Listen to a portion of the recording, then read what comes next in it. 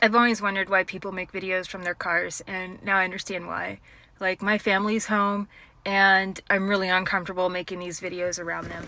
I'm still a really private person, and if it weren't for the fact that the truth about myself was hidden from me for 48 years, I probably wouldn't be doing this. In fact, that's the only reason I feel very much compelled to do this, what I'm doing here. So this is part two.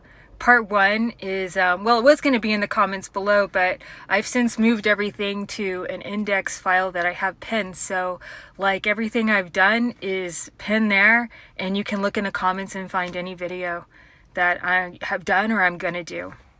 So I lost my mom forever immediately upon moving to California. Gail took issue with my table manners, and I realize that makes me sound like I must have been a complete barbarian, but I wasn't. It was just his personal hang-up. I think part of the problem is that he considered himself to be the breadwinner in our household, and if I didn't eat everything on my plate, then I was ungrateful, and that was something that he took extreme offense to. Things I hated and I still hate, are fat on meat. It's so gross. And veins, like anything I can see in there that's round and looks like it carried blood, or anything bloody or bony. It's just really gross. So for me, eating meat at the dinner table is like witnessing an autopsy, and I dissect everything.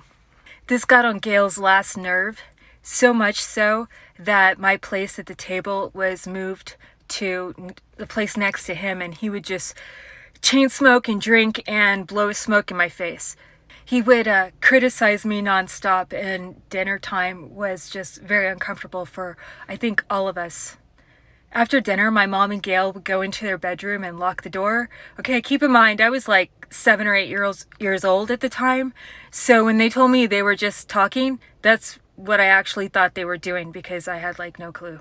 I know what they were doing now, but still. So my mom would emerge like a couple hours later, but by then it was time to go to bed.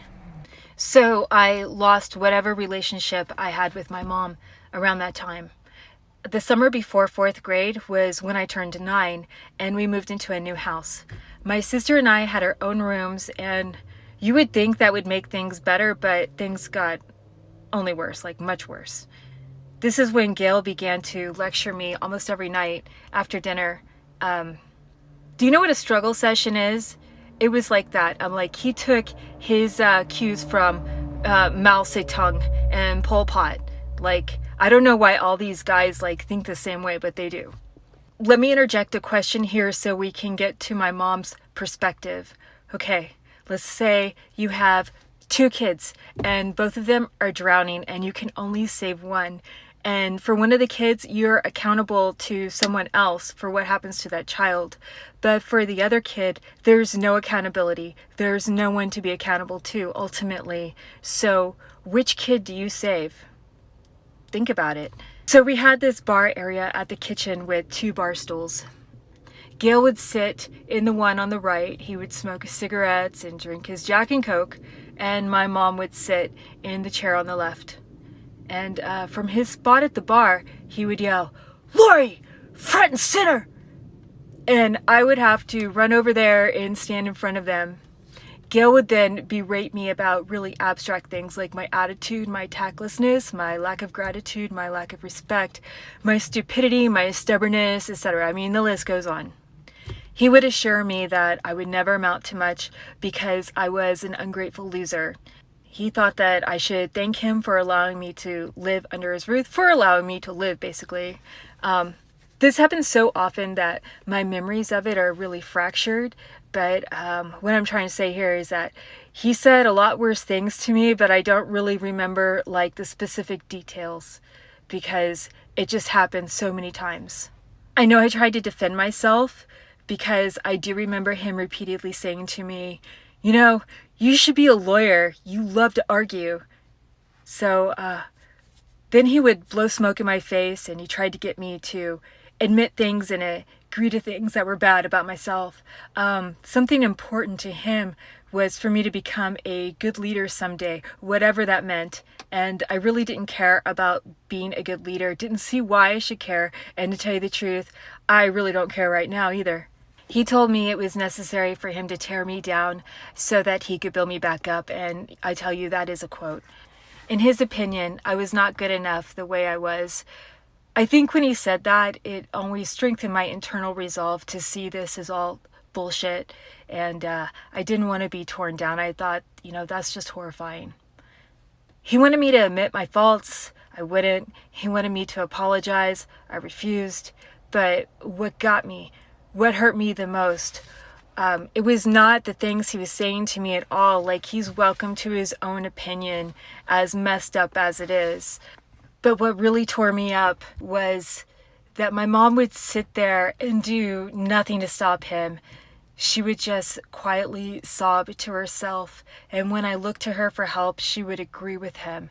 I had nobody. I felt alone. I felt abandoned. And in the end, because Gail couldn't get anything else out of me, he just wanted me to break down and cry. So after 2 or 3 hours of standing there front and centered, I sometimes did cry, and it was absolutely horrifying to me, and it was, for me, an admission of weakness. Crying on top of everything else felt like a loss, and I freaking resented him for that, and it was just horrible. The front and centering got so bad that I began asking my mom what kind of mood Gail was in when she'd come home from work, because I needed to brace myself. They worked at the same place, which was a small business that he owned. I figured if anyone would know what kind of mood he was in, it would be her.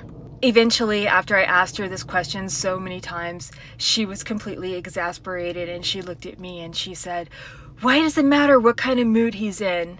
Well, yeah, it freaking does matter. In an attempt to escape, I often would go outside in the backyard as soon as I could after dinner, and I would lay down on a lawn chair and stare up into the night, and sometimes he found me there and front and centered me anyway. But I can tell you, I spent a lot of time outside just staring up into the sky. My little sister got front and centered only one time, and she lasted for less than a minute, and then she stormed off, like, just wailing so loudly. If you made it through all of these videos, and even if you just made it through this one, thank you so much. I have, I think, one more in this series to post, and it's worse than this one. So thank you so much. Bye.